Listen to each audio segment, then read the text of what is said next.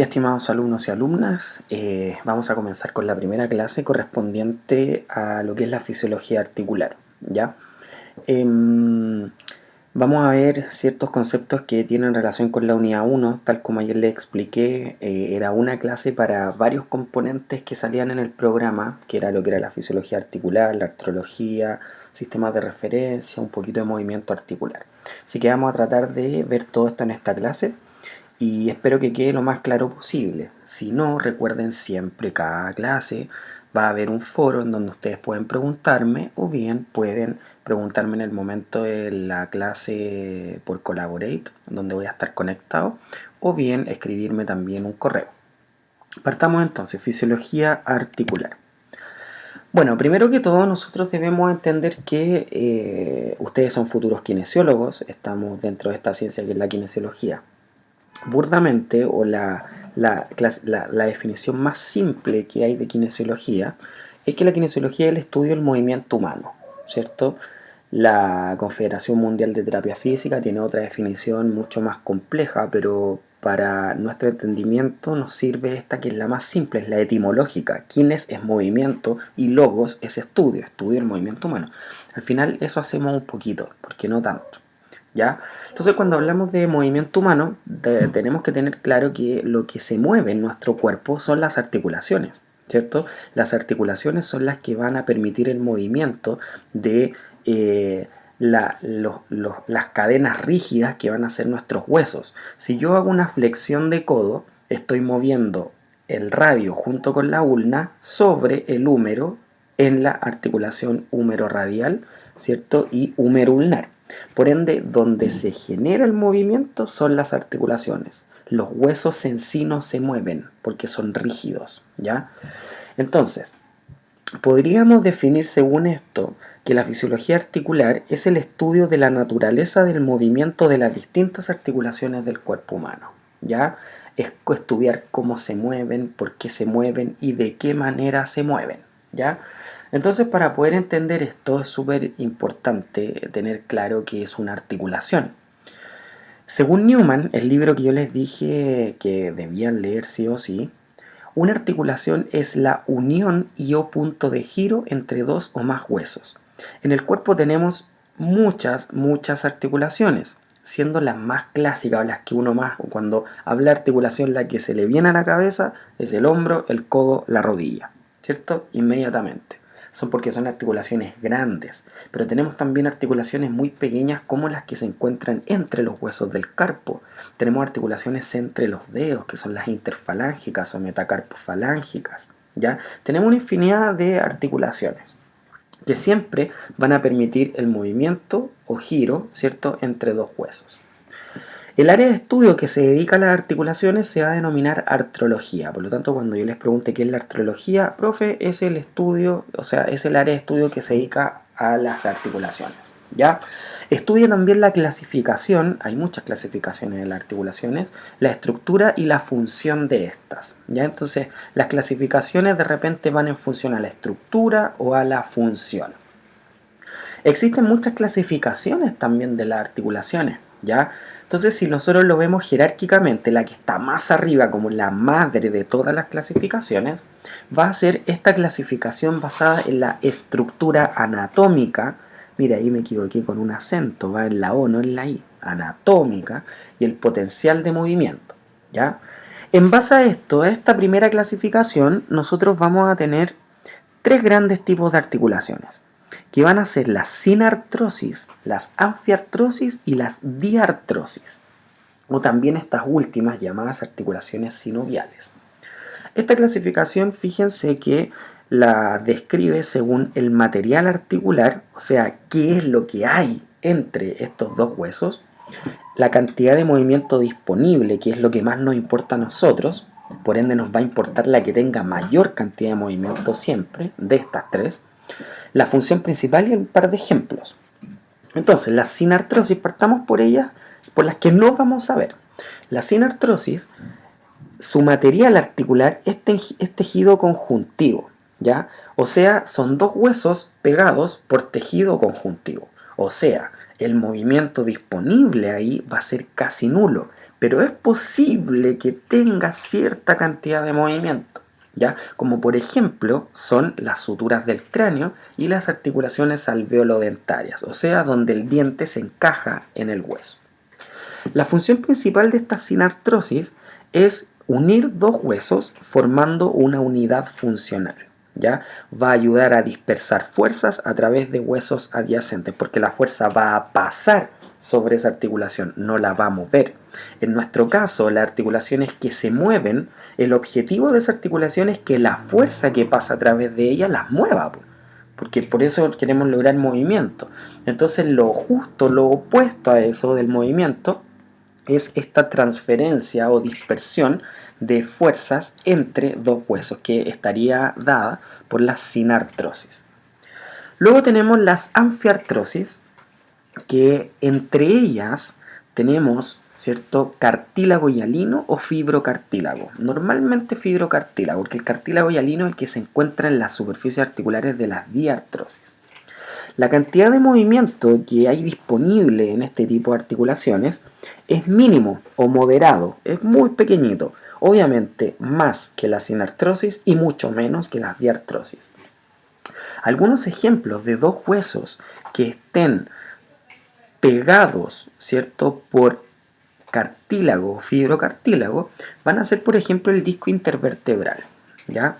La articulación cifoesternal, aquí abajito del esternón donde está el proceso chifoides con el cuerpo del esternón, que si ustedes de hecho lo tocan pueden moverlo un poquito.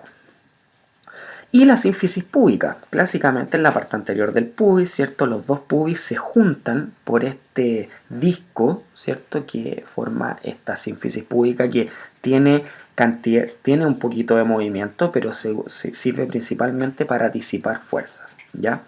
Entonces, la función principal de la anfiartrosis es aportar una combinación de movimiento bastante restringido y de absorción de choques.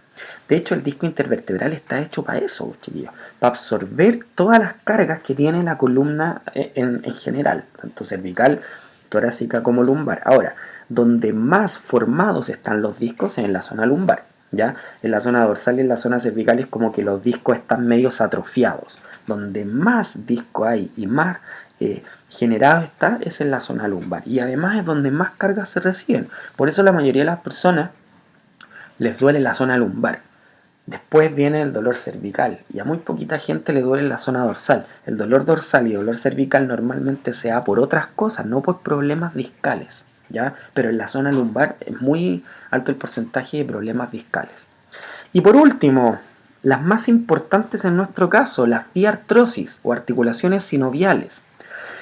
Cuando se juntan dos huesos en las diartrosis, el material articular, lo que hay entre ellas, es un espacio articular, o sea, ambos huesos se encuentran separados, no como en las dos anteriores que los huesos están juntos.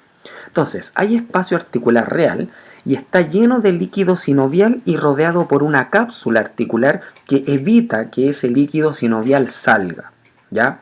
El movimiento disponible en la diartrosis en comparación a la sinartrosis y anfiartrosis es muy amplio, ¿ya? De hecho, me permite generar todos los movimientos musculoesqueléticos. Algunos ejemplos de estas articulaciones van a ser la articulación glenumeral en el hombro, la articulación tibiofemoral, la rodilla, y la articulación interfalángica, que podría ser interfalángica distal o proximal de cualquiera de los dedos. La función principal de la diartrosis es aportar puntos de giro para provocar el movimiento del sistema musculoesquelético. O sea, su función principal es generar movimiento. Las diartrosis. Ahora hacemos hincapié en ella y aparece una imagen de ella donde vamos a ver ciertas cositas que tienen. La diartrosis es aquella articulación que contiene una cavidad articular llena de líquido.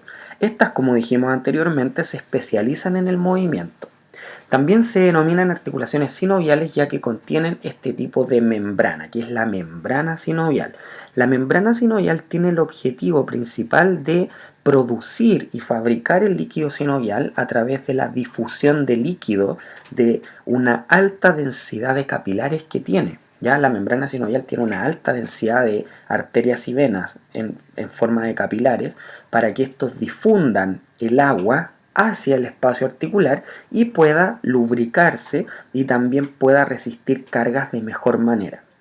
Ustedes deben pensar que el líquido sinovial, después vamos a hablar de él en cartílago, pero es un líquido que no es agua, es un líquido más bien aceitoso, porque su función principal es disminuir al máximo el roce, ya para que la articulación pueda moverse bien. Es como el líquido sinovial es como el símil del aceite del auto. Si usted su auto no le echa aceite, no lo cambia, lo pierde, el motor, ¿qué va a pasar? Va a rozar y se va a echar a perder. Lo mismo pasa acá.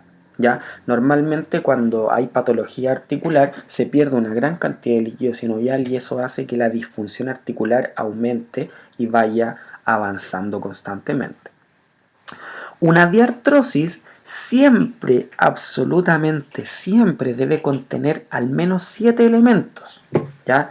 Estos elementos son el líquido sinovial, que nosotros acá lo podemos ver en negrito. El líquido sinovial no es negro, ojo, es blanquecino, amarillento, pero acá se ve para fines descriptivos negro, ¿ya? El cartílago articular, una articulación sinovial o una diartrosis en ambos extremos de los huesos debe tener esta capita que es el cartílago articular. Debe tener una cápsula articular, ¿ya? La cápsula articular es todo lo que rodea o la parte más externa, ¿cierto?, que rodea a la articulación. Es como la bolsita que lo envuelve, para que el líquido no se escape, obviamente. Vamos a tener también ligamentos capsulares. Ligamentos capsulares están siempre sobre la cápsula, reforzándola y limitando el movimiento articular. Después vamos a hablar bien lo que la función principal de los ligamentos, que son 3. Va a tener vasos sanguíneos, porque dijimos que la membrana sinovial era la que generaba la difusión de agua, ¿cierto?, para generar el líquido sinovial. Por ende, debe haber una alta densidad de vasos sanguíneos. Y también vamos a tener nervios sensitivos, ¿ya? ¿Por qué? Porque debemos saber siempre, a ver, acá me voy a tener un poquito. Un nervio, uno normalmente asocia la función del nervio a la sensación de dolor. O sea, si tengo un nervio, esa estructura puede doler. Pero no necesariamente es así. O sea, si hay un nervio, obviamente siempre voy a tener disponible la vía del dolor. Pero un nervio puede tener dos funciones básicas. Una función motora y una función sensitiva. En este caso, de los nervios que inervan la cápsula articular no tienen función motora, porque la función motora es aquella que cuando el nervio va y se relaciona con el músculo y lo contrae y genera movimiento motor, ¿ya? Pero también hay nervios que son sensitivos o son mezcla de los dos. En este caso, estos nervios, estas ramificaciones son súper pequeñas, pero son solamente sensitivas, ¿ya? Ahora, la sensación que van a llevar hacia el sistema nervioso central va a ser básicamente información sobre la posición articular, el grado de tensión que tenga la cápsula, ¿cierto? Y principalmente el movimiento. O sea, estos nervios me van a decir si yo tengo la rodilla flexionada o si la tengo estirada, dependiendo de la tensión que se genere en la cápsula articular y en los ligamentos capsulares, ¿ya? Ahora, hay otras articulaciones, algunas más específicas, que pueden tener estos elementos. O sea, a estos elementos de acá le podemos sumar los que aparecen aquí en función a alguna determinada articulación. Estos, que algunos nomás lo tienen, van a ser discos intraarticulares o meniscos. Lo más clásico de hablar de menisco es en la articulación de rodilla, ¿cierto? Un disco intraarticular es lo que podemos encontrar en la articulación esternoclavicular, por ejemplo. Hay otras articulaciones que tienen un rodete periférico, como es la articulación del hombro, que tiene el rodete glenoideo, ¿ya? O en la cadera, en la articulación de cadera, que tenemos el labrum, ¿ya? Los discos intraarticulares y rodetes periféricos van a ser estructuras fibrocartilaginosas que van a tener diferentes funciones. Los meniscos, básicamente, tienen la función de absorber y disipar cargas, y los rodetes periféricos tienen la función de aumentar la congruencia articular y aumentar el espacio articular. Vamos a tener bolsas adiposas en algunas articulaciones, que lo podemos ver pequeñito acá, como es la jofa, la grasa jofa que podemos encontrar en la parte anterior de la rodilla, y algunas articulaciones van a tener pliegues sinoviales. Esos pliegues sinoviales es como un aumento del tamaño en la cápsula para que cuando genere movimiento la cápsula no se tense tanto. ¿Dónde encuentro pliegues sinoviales? El más clásico, el que está bajo el hombro, en la cápsula inferior del hombro. Existe como un almohadoncito ahí de cápsula. No, no es un almohadoncito. A ver, voy a tratar de dibujarlo. Si la cápsula del hombro... Espérenme. Si la cápsula del hombro, imaginemos, es así, acá está el húmero y acá está la escápula, el pliegue sinovial es que esta cápsula va a ser así, va a tener como una cosita para abajo y ahí. O sea, ¿qué va a hacer esto? Que tenga una mayor longitud. Entonces, cuando yo elevo el brazo en abducción, esto no va a generar tensión inmediata, sino que esto se va a estirar y me va a tirar o tensar cuando el movimiento ya sea muy amplio, ¿ya? Entonces esos pliegues sinoviales sirven básicamente para aumentar el rango de movimiento de las articulaciones. Ahora, un tema importante es la congruencia, ¿ya? Pero bueno, después cuando hablemos de la otra superficie articular vamos a hablar de congruencia. Ahora, dijimos que esta era la primera clasificación, ¿cierto? Entonces yo podría ir haciendo un esquema, poniendo articulaciones, tiro 3 flechas, sinartrosis, anfiartrosis, diartrosis. Luego en las diartrosis tiro 6 flechas más, y ahí voy a tener las 6 tipos de diartrosis que existen, que es la clasificación de las diartrosis. Ahí me equivoqué, chiquillos, son 6, no 7. De hecho lo voy a cambiar inmediatamente para que no haya dudas. En 6 tipos. La siguiente también. 6 tipos. Ya, hablemos entonces de la clasificación de las diartrosis. Estas diartrosis se van a clasificar según su forma, ¿ya? Todos hemos escuchado alguna vez articulaciones en silla de montar, articulaciones en bisagra, articulaciones que giran, articulaciones condilas, etcétera, etcétera. Sale aquí. Perdón, que andan los gatos encima de la mesa, aquí donde estoy trabajando. La primera que podemos hablar es la articulación denominada trocleartrosis o bisagra, ¿ya? ¿Por qué se va a denominar bisagra? Porque funciona igual que la bisagra de una puerta, ¿ya? Una puerta, a ver, acá antes es importante nombrar, está explicado más adelante, pero creo que hay un error y debería explicarlo ahora. O sea, no un error en lo que aparece, sino que debería haberlo explicado antes. Nosotros cuando hablamos de movimiento articular, debemos hablar de un concepto muy importante que se llama grados de libertad.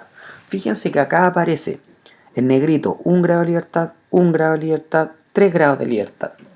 Un grado de libertad, chiquillos, se refiere a en cuántos planos puede moverse una articulación, ¿ya?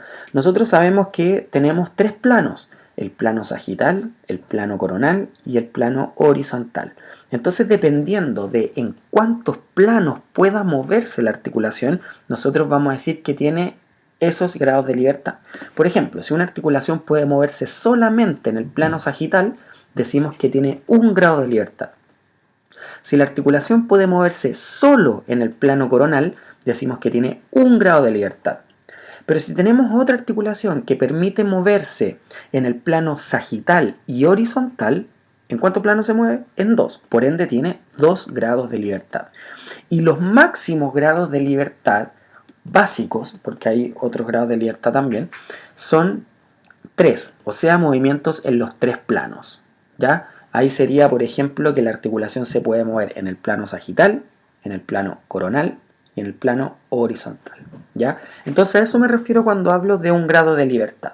Entonces, sigamos con la trocleartrosis o bisagra. A mí, chiquillos, me da lo mismo como la nombren. Ustedes pueden nombrarla como trocleartrosis o como bisagra. Sale más simple nombrarla como bisagra, ¿ya? Estas articulaciones van a estar compuestas por una superficie troclear o una tróclea, ¿ya? O una superficie convexa y una superficie cóncava que se puede mover solo en un plano. Estas articulaciones normalmente permiten solo el movimiento de flexión y extensión, o sea, movimiento en el plano sagital. Algunos ejemplos de estas son la articulación húmero-ulnar y la articulación interfalángica en los dedos. Húmero-ulnar, aquella con la que ustedes hacen la flexión y extensión de codo. Esa articulación no la pueden mover en otro sentido, ¿ya? Solamente en flexo-extensión. La articulación interfalángica de los dedos también. Háganlo con la mano. Es imposible que puedan mover los dedos o las falanges hacia los lados, generando movimiento en esa articulación. Cuando yo muevo los dedos hacia el lado, estoy moviendo la articulación metacarpofalángica, ¿ya? Que ahí vamos a ver después qué tipo de articulación es. El segundo tipo de articulación de artrosis o sinovial es la articulación de tipo trocoide o pivote. Estas articulaciones permiten la rotación de un miembro en torno a un solo eje de rotación, o sea, un grado de libertad. Son aquellas articulaciones en donde el hueso gira sobre el mismo, ya genera o también denominado un spin.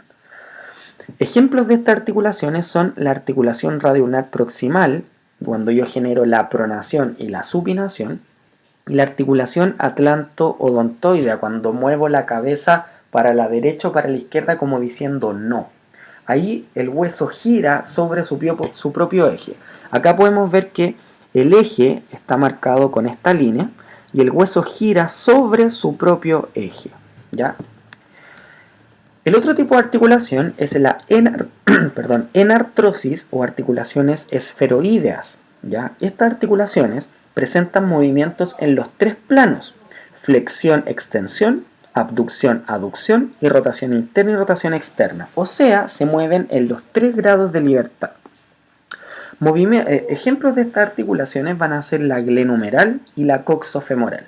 Acá podemos ver los tres ejes, eje 1, eje 2 y eje 3, y se permite moverse sobre los tres ejes. Luego tenemos las articulaciones artrodias o articulaciones planas, ¿ya? Las articulaciones planas solo permiten deslizamientos y a veces combinación de deslizamientos y rotación. Eso lo vamos a ir explicando clase a clase cuando estemos viendo cada articulación, ¿ya? Estas articulaciones presentan normalmente 2 grados de libertad, o sea, pueden rotar y deslizar. Algunos ejemplos son las articulaciones intercarpianas y las articulaciones intertarsianas. También en este caso de las articulaciones planas aplican las articulaciones cigoapoficiarias o las facetas articulares que se encuentran en la parte posterior y posterior-inferior del disco, perdón, del cuerpo, de la vértebra. Me confundí, perdón, de la vértebra, ¿ya? La otra articulación que es bien particular es la articulación celar o silla de montar. Esta articulación, ¿cierto? O también llamada de encaje recíproco, permite movimientos en dos planos, o sea, 2 grados de libertad. ¿Cuál es la característica de una articulación en silla de montar? Miren, acá se ve súper claro. Por favor, presten atención aquí a donde dice el círculo. Acá tenemos una superficie articular, ¿ya? Una superficie articular. La forma de esta superficie articular para que sea silla de montar es que en un sentido la forma es cóncava y en el otro sentido la forma es convexa, ¿ya? Eso permite este encaje recíproco que va a hacer que, según el sentido del movimiento o en qué plano me esté moviendo, voy a estar moviendo la superficie cóncava o voy a estar moviendo la superficie convexa, ¿ya? Esta es la silla de montar, que se dice así porque se hace un símil a la silla de montar de los caballos, ¿ya? Yo no inventé esas cosas, así que no me reclamen a mí. Y por último, tenemos la articulación condílea o condilartrosis. Esta articulación va a presentar movimiento en dos planos, flexoextensión y abducción-aducción, o puede ser la otra modalidad, flexoextensión y rotación interna y externa, ¿ya? Pero siempre va a presentar 2 grados de libertad. Acá aparece un ejemplo para cada una de estas modalidades. Miren, si se mueve en flexoextensión y abducción y aducción, va a ser la metacarpofalángica. ¿Por qué? Muevan por favor sus dedos, flexión, extensión, y ahora sepárenlos y júntenlos. Me mueve en abducción y aducción. ¿Ya? Esa es una modalidad de las condilias. Y la otra modalidad es la flexoextensión y rotación interna y externa. Esto no se da en las mismas articulaciones, tienen que ser articulaciones distintas, ¿ya? Esta modalidad, flexión, extensión y rotación interna y externa, se da básicamente en la tibiofemoral, en la rodilla. Usted puede extender y flexionar la rodilla, y si tiene la rodilla en 90 grados flexionada, usted puede rotar interno y externo. Pero si tiene la rodilla en completa extensión, no puede rotar interno y externo. Eso también es algo que vamos a hablar cuando veamos rodilla. Los planos y ejes. Bueno, esto yo creo que es un repaso nomás porque lo ven en anatomía, debe haber quedado claro, pero igual lo vamos a ver. Nosotros tenemos 3 planos en donde podemos describir la anatomía, podemos describir el movimiento, o son descriptores espaciotemporales para el movimiento humano. Tenemos 3 planos básicos y para cada plano yo voy a tener un eje. ¿Ya? Esperemos un poquitito. Ya, perdón. Entonces decíamos que para cada plano voy a tener un eje. Acá vemos a este sujeto, ¿cierto? En posición anatómica. Recuerden que la posición anatómica es cuando estoy parado y tengo las palmas de la mano mirando hacia anterior. La otra posición, que es cuando tengo las palmas mirando hacia adentro, se denomina posición fundamental, pero da lo mismo. Vamos a tener el plano sagital, que es un plano que va desde anterior hacia posterior y me divide el cuerpo en una parte izquierda y en una parte derecha. Voy a tener el plano frontal, que es un plano que va desde desde superior hacia inferior, que me divide el cuerpo en una parte anterior y en una parte posterior, o sea, en adelante y atrás. Y tenemos el último plano, que es el plano horizontal, que es una línea horizontal que atraviesa mi cuerpo, que lo divide en una parte superior y en una parte inferior, ¿ya? Entonces cada plano me va a dividir el cuerpo en 2.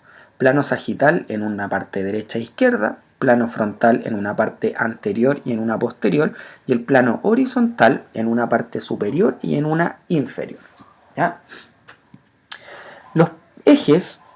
Los ejes de movimiento siempre van a atravesar en 90 grados el plano.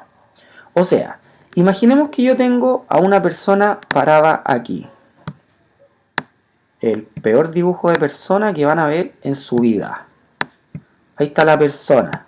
Se parece a alguien que guía a Chile. Miren esas manitos. Imaginemos que nos atraviesa un plano sagital. El plano sagital atravesaría este sujeto de adelante hacia atrás. Por lo tanto, si yo observo el plano lo vería así, como una línea, porque lo está atravesando de adelante hacia atrás. Los ejes de movimiento siempre van a atravesar perpendicularmente el plano. Eso se suponía que era una línea derecha. Por eso les digo que ya me compré esa cosita para dibujar. ¿Qué significa que lo atraviesa perpendicular? Que lo atraviesa con 90 grados. ¿Cómo pueden hacer esto ustedes fácilmente? A mí me lo enseñaron como, a ver, llevo 6 años de Kine, más 6 años de U, porque estuve 6 años en la U, no estuve 5. Me eché un ramo de evaluación kinésica. Me lo enseñaron hace 12 años en anatomía. Todavía me acuerdo. Hay cosas que no se te olvidan nunca. Usted toma una hoja de papel o el cuaderno y se lo pone como el plano. Por ejemplo, se pone, o el celular, lo que sea, se pone el celular frente a usted, haciendo como que si fuese el plano. O sea, el plano sagital me atravesaría, ¿cierto?, el cuerpo de adelante hacia atrás. Lo pone así. El eje, ¿cierto?, que atraviesa o que se relaciona con el plano sagital va a ser aquel eje que atraviesa en 90 grados ese plano. O sea, pase el dedo por su celular. En mi caso hace 12 años era atravesar una hoja de papel con un lápiz. Cuando usted atraviesa la hoja de papel con un lápiz, usted pone la hoja en relación al plano que quiera analizar y automáticamente le queda, ¿cierto?, el eje de movimiento que es. Entonces, si tengo el plano sagital y atravieso esa hoja con un lápiz, ¿cómo es la dirección del lápiz? Una gran pregunta. La respuesta a esa pregunta es que ese lápiz va de lateral o de derecha a izquierda, de lateral a lateral, por ende se llama eje perlateral, ¿ya? Entonces, el plano sagital está atravesado por un eje perlateral, el cual me permite los movimientos de flexión y extensión, ¿ya? Ojo con eso, de hecho vayan anotándolo. El plano sagital está atravesado por el eje perlateral que me permite los movimientos de flexión y extensión. El plano frontal, si ahora yo muevo la hoja que supongo que están haciendo en este momento, dejo el plano frente a mí, como sería frontal, ¿cómo sería la dirección del lápiz? ¿Hacia dónde va el lápiz? Tengo dos opciones, de posterior a anterior o la otra que es la misma, de anterior a posterior. Por ende, yo llamo ese eje que sería el lápiz, eje anteroposterior, ¿ya? Entonces, el plano frontal me va a generar el eje anteroposterior y ese eje anteroposterior me va a permitir los movimientos de abducción y aducción, y además si hablamos de columna sería inclinación derecha e inclinación izquierda. Por otro lado, si yo coloco el plano de la forma horizontal, ¿cómo me quedaría el lápiz? El lápiz me quedaría apuntando hacia abajo o hacia arriba, dependiendo de cómo lo estén haciendo. Por ende, ese eje se va a llamar eje vertical o eje cefalopodálico, ¿ya? Ese eje cefalopodálico o vertical, yo normalmente lo llamo vertical, chiquillos, pero da lo mismo como lo llamen ustedes, son sinónimos. Ese eje vertical que cruza o atraviesa el plano horizontal va a permitir los movimientos de rotación interna y rotación externa. Entonces se fijan que todo esto está unido. Cuando hablamos de las distintas articulaciones, hablamos de los grados de libertad, hablamos de flexión-extensión, por ejemplo acá, flexión-extensión, abducción-aducción, rotación interna, rotación externa. Todo esto se relaciona con los planos en los cuales se mueve una articulación. Si una articulación genera movimientos de flexión y extensión, es porque se está moviendo ¿en qué plano? En el plano sagital. Si una articulación genera movimientos de abducción y aducción, ¿en qué plano se está moviendo? En el plano frontal o coronal. Si la articulación se mueve en rotación interna y rotación externa, ¿sobre qué plano se está moviendo? Sobre el plano horizontal, ¿ya? Yo creo que eso quizás van a tener que rebobinar o retroceder y escucharlo de nuevo. Y acá puedo ver un ejemplo en el hombro. Fíjense que acá en el hombro no me aparecen los planos, pero me aparecen los ejes. Miren, eje vertical, eje medio lateral o perlateral y en rojo eje antero-posterior. Entonces, sabiendo eso, yo automáticamente puedo saber en qué plano se mueve esa articulación o qué movimientos puede hacer. Partamos por el primero. El eje vertical, ¿qué plano atravesaba? El plano horizontal. Si atraviesa el plano horizontal, ¿qué movimientos puede producir? Rotación interna y rotación externa. Muy bien, chiquillos. El eje antero-posterior, fíjense que lo vemos acá, que atraviesa de adelante hacia atrás el húmero. Si va de adelante hacia atrás, ¿sobre qué eje o qué eje está atravesando? El eje ¿a qué plano está atravesando? El plano frontal. Y si atraviesa el plano frontal, ¿qué movimientos puede generar este eje? Abducción y aducción, correcto. Y por último tengo este eje medio lateral o perlateral, que son sinónimos, el cual va a atravesar ¿a qué plano? Al plano sagital. Por ende, este eje medio lateral o perlateral va a producir el movimiento de flexión y extensión, que los podemos ver en estas flechas los movimientos. Esto sería aducción, aducción. Esto sería abducción porque se está moviendo o alejando de la línea del cuerpo. Abducción. Esto sería flexión. Esto sería extensión hacia atrás. Esto sería rotación interna. Rotación interna. Y esto sería rotación externa. ¿Ven? Si no es tan complejo. Y el objetivo es que ustedes sepan esto de todas las articulaciones. Excelente. Por ahí va la primera tarea, yo creo. Ya, vamos a hablar de la osteocinemática.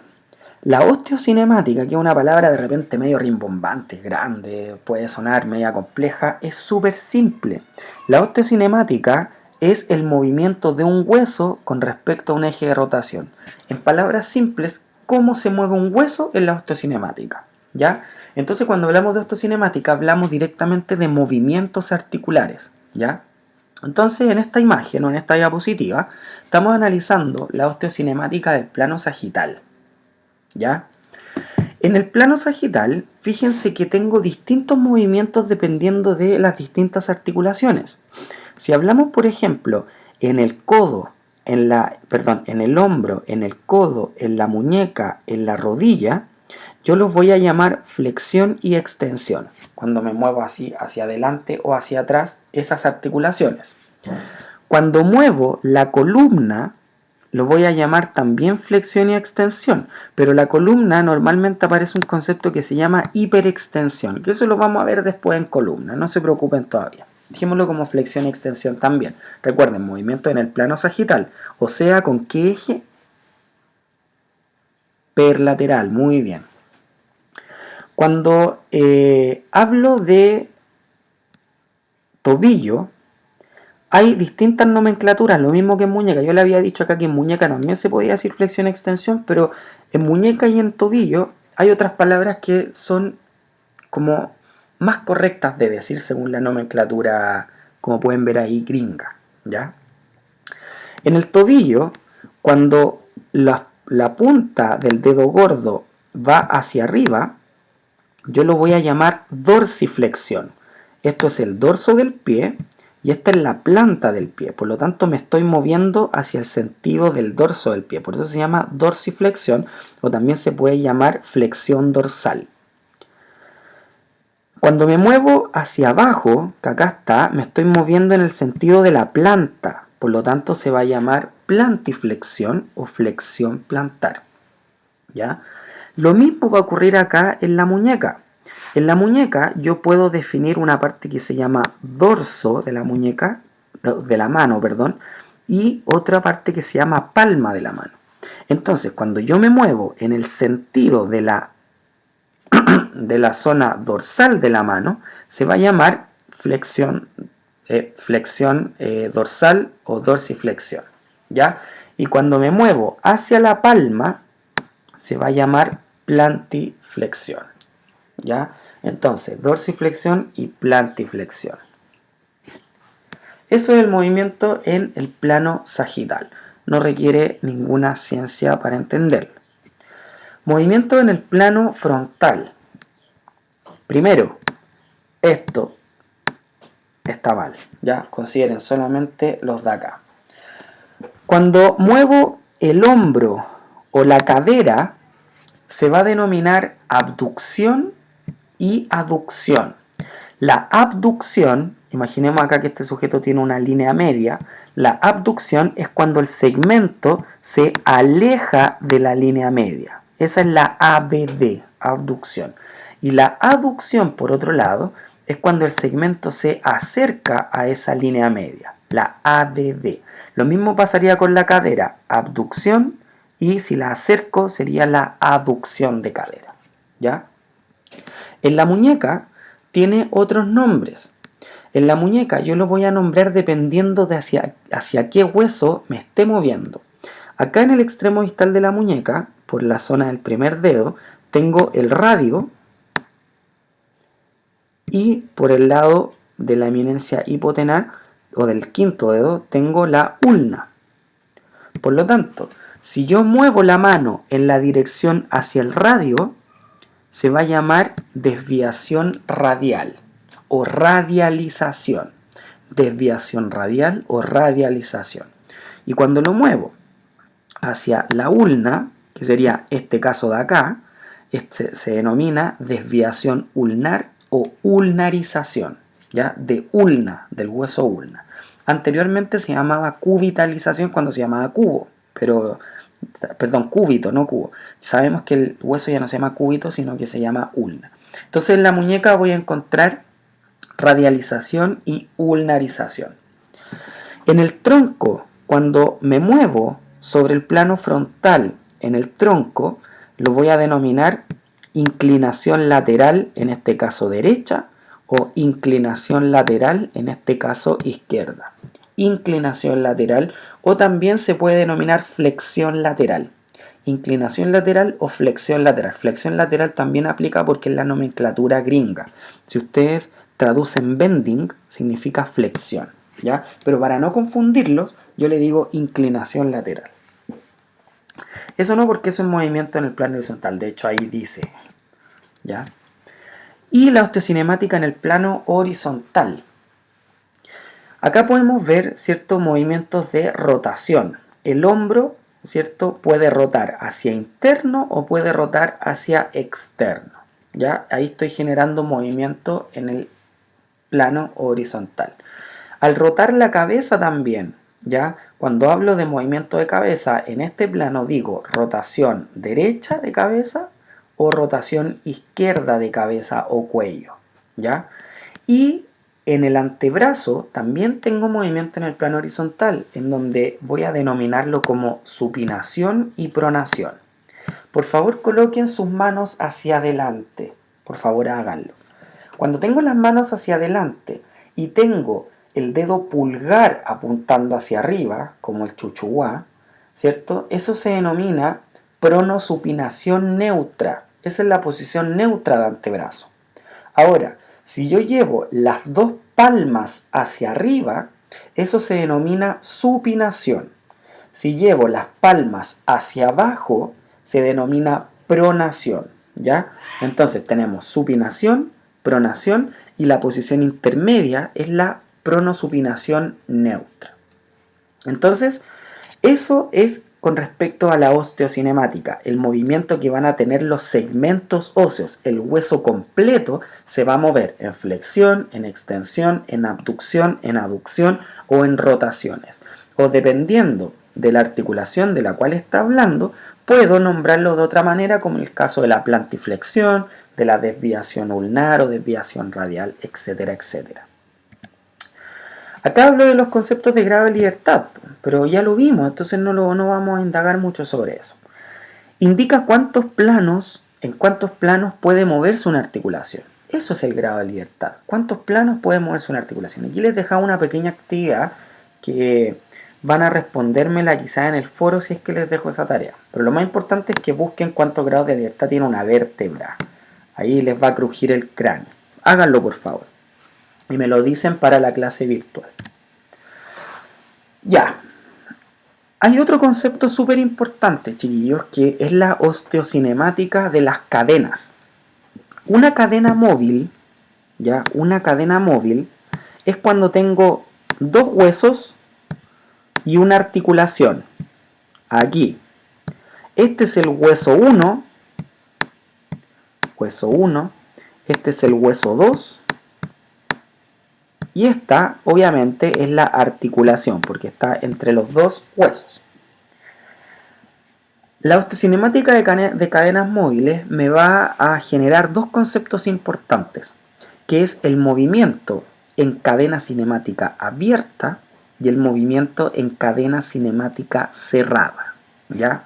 Para poder analizar esto, yo no necesito hablar de hueso 1 o hueso 2, sino que necesito hablar de los segmentos. A este hueso yo le voy a llamar segmento, y a este otro hueso también le voy a llamar segmento, pero se llaman iguales, pues entonces tengo que ponerle un apellido.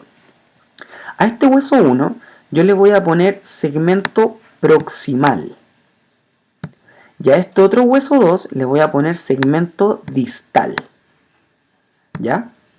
Entonces, cuando yo muevo esta articulación, yo tengo dos opciones para mover. Puedo mover el hueso proximal sobre este hueso distal fijo o puedo mover el segmento distal fijo sobre el hueso proximal.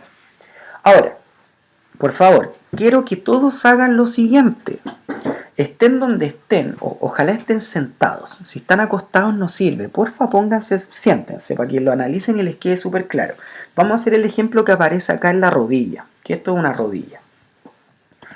Acá en la rodilla yo tengo dos huesos que conforman la rodilla, que es la tibia, todos se pueden palpar la tibia, y tengo el fémur, ¿cierto? El fémur.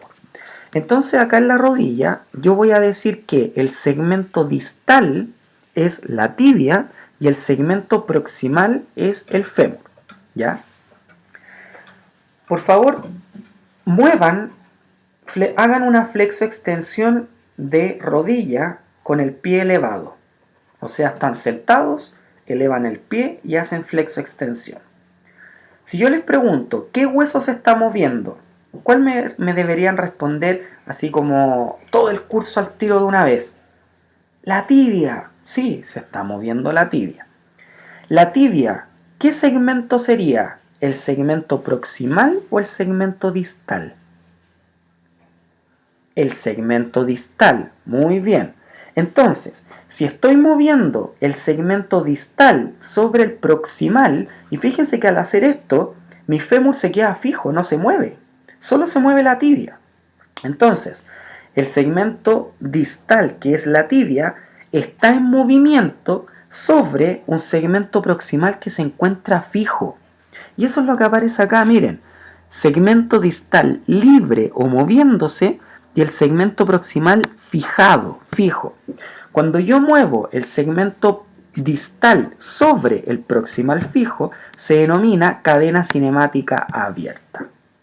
¿Ya? Entonces, cuando usted hace flexoextensión de rodilla moviendo el pie, está haciendo un movimiento en cadena cinemática abierta.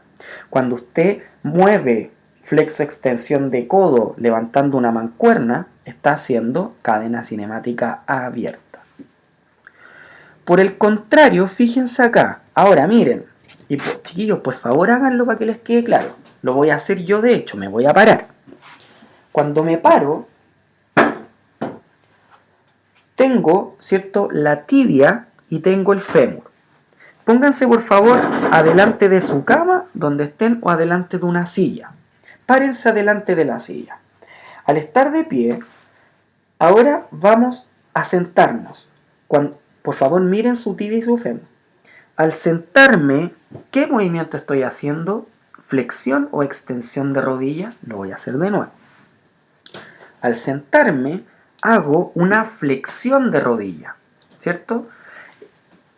¿Qué hueso se está moviendo principalmente cuando me siento desde estar parado?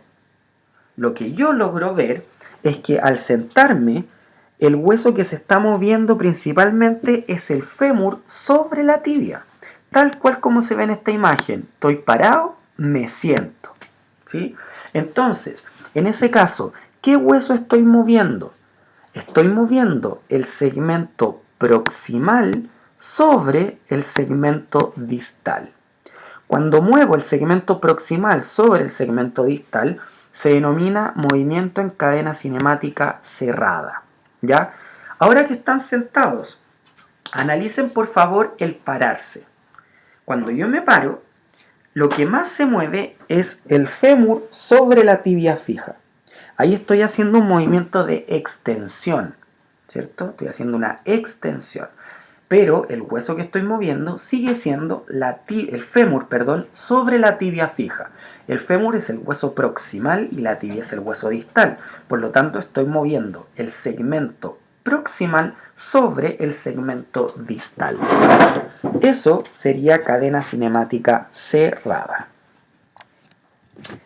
Ahora vamos a hablar de otro concepto que es importantísimo, que se denomina la artrocinemática. Cuando nosotros hablamos de movimiento articular, principalmente hablamos de la osteocinemática y la artrocinemática. ¿Qué era la osteocinemática? El movimiento de los huesos, la flexión, extensión, abducción, aducción. La artrocinemática, por otro lado, es el movimiento que se genera dentro de la articulación, o sea, el movimiento que generan las superficies articulares, ¿ya? Para entender esto, nosotros debemos entender que el movimiento artrocinemático se puede, o el movimiento articular, se clasifica en el movimiento accesorio. Este movimiento accesorio, ¿cierto?, va a tener movimientos componentes y movimientos del juego articular. Los movimientos componentes son involuntarios y son causados por fuerzas externas, por ende estos por el momento no me interesan, por ende esto tampoco. La clasificación que me importa es esta, que es los movimientos del juego articular, que son los que facilitan el movimiento activo de una articulación. ¿Saben cuál es la diferencia entre movimiento activo o pasivo? Se los digo inmediatamente. El movimiento activo es aquel movimiento que está generado por el músculo. Ponga por favor su mano al lado de su cuerpo y haga una abducción. Listo, hizo la abducción. Eso se denomina movimiento activo porque lo movió su músculo. Su músculo fue el que generó el movimiento articular. El movimiento pasivo es aquel movimiento que no está generado por el músculo y está generado por un ente externo. Por favor, tomen su mano, pongan su mano izquierda y con su mano derecha tomen su mano izquierda y con la mano derecha muevan la mano izquierda hacia la flexión dorsal y hacia la flexión palmar. Al hacer esto, su mano derecha está generando el movimiento de la mano izquierda. O sea, en la mano izquierda no hay ningún músculo que se está activando. Por ende, eso se llama movimiento pasivo. El movimiento pasivo, nosotros los kinesiólogos lo utilizamos mucho, sobre todo en pacientes, por ejemplo, que están postrados. Si usted tiene un abuelito en su casa que tiene dismovilidad, que no se mueve mucho ya que está en un estado de postración, es súper importante que usted lo puede hacer como alumno de segundo año. Tome los segmentos de ese paciente, de la persona que está en su casa, y la mueva. Muévala hasta donde la articulación le permita o hasta donde el paciente lo deje, ¿ya?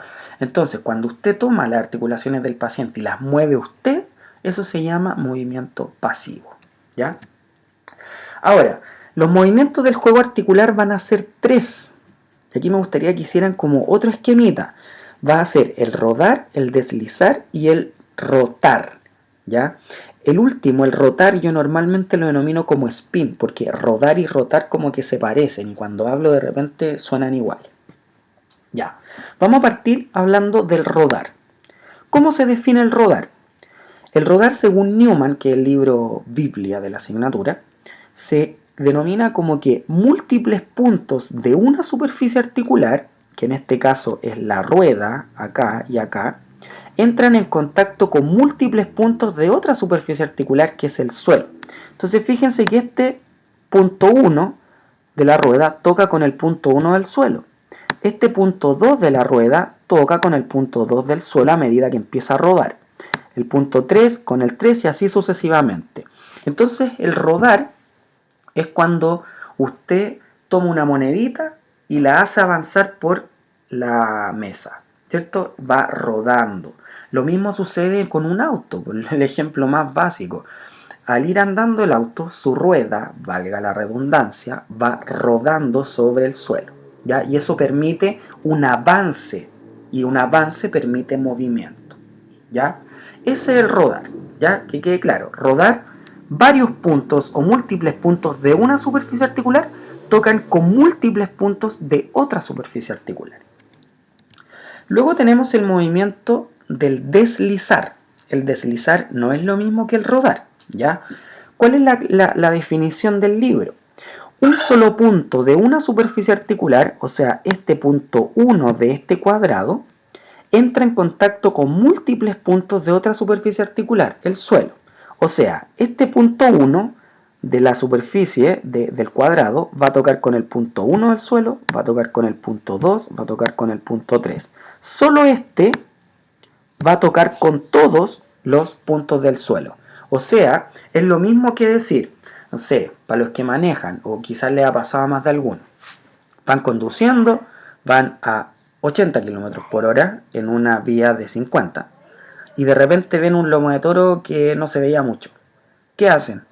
Aprietan rápidamente el freno y muchas veces para los que tenemos auto antiguo, que no tenemos el sistema ABS, la rueda se bloquea. La rueda se bloquea y se pega esa burdamente llamada chantá.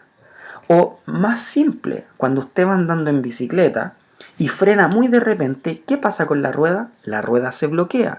Por lo tanto, un punto de esa rueda desliza sobre varios puntos del suelo.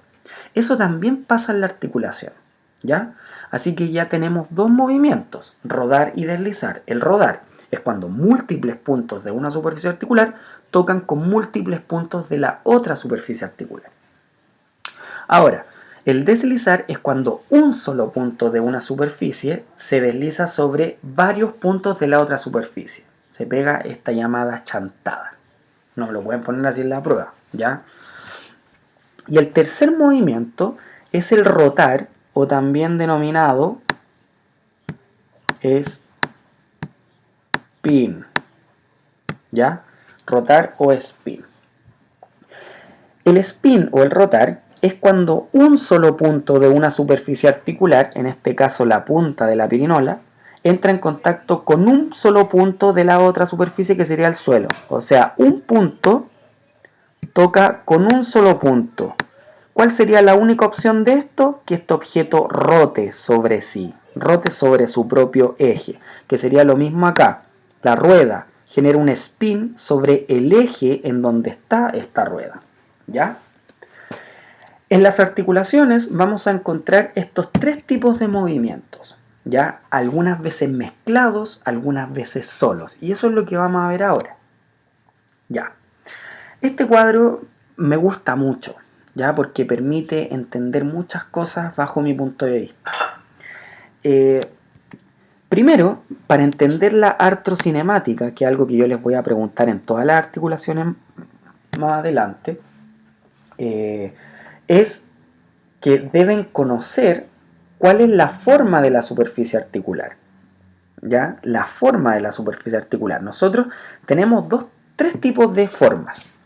Vamos a tener una forma que es convexa. Convexo es que tiene una curvatura hacia afuera. Voy a tener otra forma que es cóncava, que tiene una curvatura hacia adentro.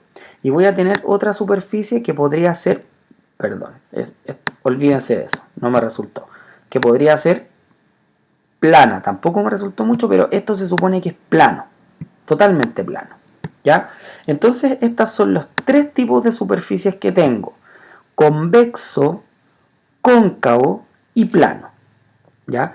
Fíjense que el convexo con el cóncavo encajan sobre sí. Yo podría poner acá una superficie convexa y va a encajar. Cuando una articulación encaja de esta manera, que encaja súper bien, así como perfectamente, yo lo llamo que esa articulación tiene buena congruencia. Congruencia. No creo que me resulte tan bonito como el spin.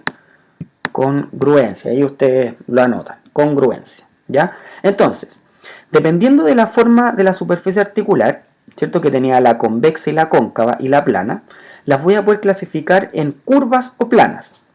Obviamente esta va a ser plana y estas dos van a ser curvas, porque presentan una curvatura, ya sea hacia externo o hacia interno.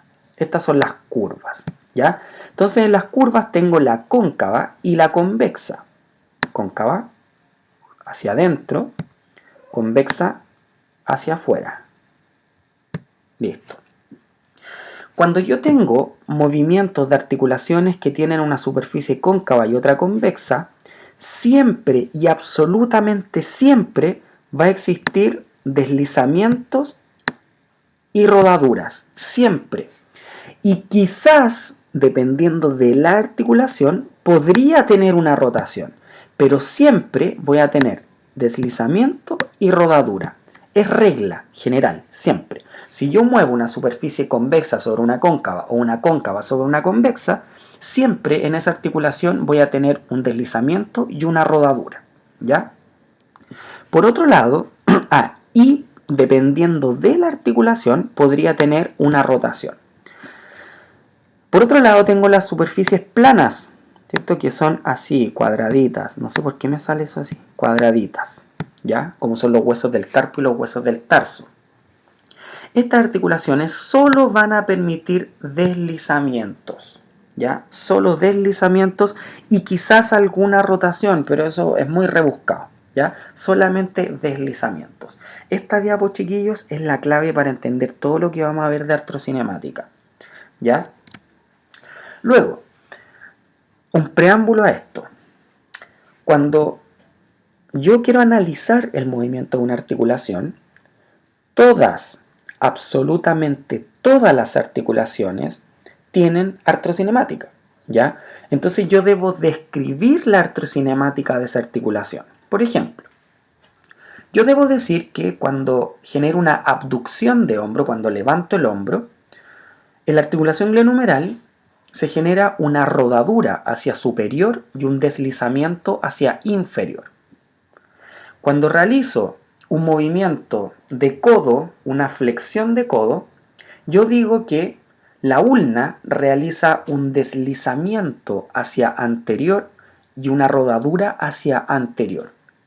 Ahora se preguntarán, ¿me tengo que aprender de memoria todas esas leceras de rodar y deslizar de todas las articulaciones del cuerpo? Si fuera otro profesor les diría sí, pues, tiene que memorizarse, lamentablemente. Pero no, existe una regla para predecir cómo se mueve el rodar y el deslizar. Entonces yo puedo predecirlo. Eso significa que no necesito aprenderme todas de memoria el rodar y deslizar de todas las articulaciones del cuerpo. Lo único que debo saber, y eso ustedes lo saben, yo sé que lo saben, es la forma de la superficie articular. Y si no lo saben, ven una foto y se acabó, ¿ya? Entonces, lo primero de esta regla cóncavo-convexo es el movimiento de rodadura. El movimiento de rodadura siempre y absolutamente siempre va a ser en la misma dirección o sentido que el movimiento osteocinemático del segmento móvil. Ya, vamos a hacer el ejemplo del hombro. Vamos a hacer todo esto con el ejemplo del hombro. Primero, el movimiento de rodadura siempre va a ser en la misma dirección que el movimiento osteocinemático del segmento móvil. Ya, si hago una abducción de hombro, ¿hacia dónde estoy moviendo el hueso? Ustedes me dirán, si osteocinemática, hacia la abducción, profe. Correcto, hacia la abducción. Pero la abducción no es una dirección o un sentido. Un sentido o dirección sería el brazo o el húmero se está moviendo hacia arriba, hacia adelante, hacia atrás, hacia abajo. ¿Ya? Eso es dirección o sentido. Específicamente sentido. ¿Ya? Entonces, si muevo el hombro hacia la abducción, ¿hacia dónde se está moviendo el húmero? Correcto, hacia arriba o hacia superior. Entonces, el movimiento de rodadura siempre va a ser en la misma dirección o sentido que el movimiento osteocinemático. ¿Hacia dónde sería la rodadura entonces? Hacia superior, porque el movimiento osteocinemático es hacia superior. Entonces ya tengo que en la abducción de hombro, a vez de hombro, la rodadura R, ¿hacia dónde va a ser? Hacia superior. Listo, la rodadura va a ser hacia superior. Una vez que tengo eso, lo anoto o me lo memorizo y me voy al segundo punto. Fíjense que el segundo punto tiene dos opciones y ustedes deben elegir cuál opción van a seguir, dependiendo de la forma de la superficie articular. Lo voy a leer todo primero y después lo vamos a analizar. 2.1. Si la superficie articular del segmento móvil es convexa, el deslizar es en sentido opuesto al rodar. 2.2. Si la superficie articular del segmento móvil es cóncavo, el deslizar es en el mismo sentido que el rodar. Listo. Entonces, ¿qué es lo que necesito saber en el punto 2? Necesito saber si el segmento móvil es convexo o es cóncavo. En el caso de la abducción de hombro, la cabeza del húmero ¿Es convexa o es cóncava? Recuerden que convexo era así y cóncavo era así. ¿En qué opción tengo la cabeza del húmero? ¿En la opción 1 o 2? Claramente en la opción 1. Por lo tanto, la cabeza del húmero es convexa. Entonces, ¿cuál opción voy a seguir? ¿2.1 o 2.2? Esta de acá. Por lo tanto, esta me dice que si la superficie articular del segmento móvil, que es el húmero, es convexa, el deslizar es en el sentido opuesto al rodar. Entonces, pongo acá deslizar. ¿Hacia dónde era el rodar? Hacia superior. Por lo tanto, si esto me dice que es opuesto, ¿qué es lo opuesto de superior? Inferior. Entonces digo automáticamente que en la abducción de hombro, la rodadura es en sentido superior y el deslizamiento es en sentido inferior. Excelente. Espero que les quede claro. Vamos a hacer un segundo ejemplo. Ahora vamos a hacer una flexión de rodilla. Flexión de rodilla. Flexión de rodilla. Ya, entonces tenemos el rodar y el deslizar, ¿cierto? Tenemos que indagar hacia dónde va cada uno. Primero, el movimiento de rodadura, o sea, este de acá, siempre va a ser en la misma dirección que el movimiento osteocinemático del segmento móvil. Ya, estoy sentado, hago una extensión completa, voy hacia la flexión de rodilla. ¿Hacia dónde se mueve la tibia cuando hago una flexión máxima de rodilla? Estando sentado. Traten de llevar el talón hasta su glúteo. Talón al glúteo. ¿Hacia dónde se mueve la tibia? Yo lo que logro observar es que la tibia se está moviendo hacia posterior. Está yéndose hacia la flexión y en este caso se mueve hacia posterior. Por ende, la rodadura, si va en la misma dirección que el movimiento osteocinemático, ¿hacia dónde debería ser? Hacia posterior. Perfecto. Posterior. Ya. Me voy al paso 2. Ahora, lo que debo acordarme es cómo es la articulación de rodilla. La voy a tratar de dibujar acá. Acá tengo el fémur con sus dos cóndilos, ¿cierto? Y acá tengo la tibia con sus platillos tibiales. Ahí está. Cuando hago la flexión y extensión de rodilla de la manera en que les dije, en cadena cinemática abierta, ¿cuál segmento se está moviendo sobre cuál? ¿La tibia sobre el fémur o el fémur sobre la tibia? Se está moviendo la tibia sobre el fémur. La tibia es la articulación, el hueso que está moviéndose. Por lo tanto, el fémur es convexo y la tibia es cóncava. Cóncava, ¿ya? Si ustedes miran desde arriba, la tibia tiene platillos tibiales cóncavos. Entonces, si la tibia es cóncava y la tibia es la que se está moviendo, ¿cuál regla debo seguir? ¿La 2.1 o la 2.2? La 2.1 dice, si la superficie articular del segmento móvil es convexa, ¿me sirve si es convexo? No, porque se está moviendo la cóncava, entonces me voy a la de abajo. Si la superficie articular del segmento móvil es cóncavo, que es en este caso, el deslizar es en el mismo sentido que el rodar. Bien, ¿hacia dónde era el sentido del rodar? Hacia posterior. Y esto me dice que el deslizar es en el mismo sentido que el rodar, por lo tanto el deslizar también es hacia posterior. Posterior. Entonces, la artrocinemática de la flexión de rodilla en cadena cinemática abierta va a ser una rodadura hacia posterior y un deslizamiento hacia posterior. ¿Ya? Eso sería con respecto a la regla cóncavo-convexo. Y la pregunta del millón, chiquillos. Discúlpenme el lenguaje. ¿Para qué cresta sirve esto? Porque ¿qué lógica tiene estar aprendiéndome estas cosas? Es importantísimo. Y no porque se los diga yo. ¿Ya? Cuando nosotros hablamos de rehabilitación musculoesquelética o rehabilitación en trauma, tenemos un abanico gigante de técnicas para utilizar. Podemos utilizar frío, calor, corriente, ejercicio, mancuerna, banda elástica, puedo utilizar una infinidad de cosas. Una de esas técnicas, de ese abanico, es lo que se denomina la terapia manual. ¿Ya? La terapia manual también dentro de ella tiene un abanico súper grande de técnicas, tales como el masaje, liberación miofacial, y dentro de ellas está la manipulación articular. Por ejemplo, para los que les gusta la quiropraxia, esto es clave, porque cuando ustedes hacen una manipulación, mueven un hueso, ustedes deben saber hacia dónde moverlo. Entonces, cuando yo realizo, y eso se lo va a enseñar su profesor más adelante, pero se los digo de todas formas, cuando yo realizo una movilización articular, siempre debo mover la articulación hacia donde se desliza, hacia donde se desliza. Entonces, ¿cómo sé yo hacia dónde desliza la articulación? A través de la regla cóncavo-convexa.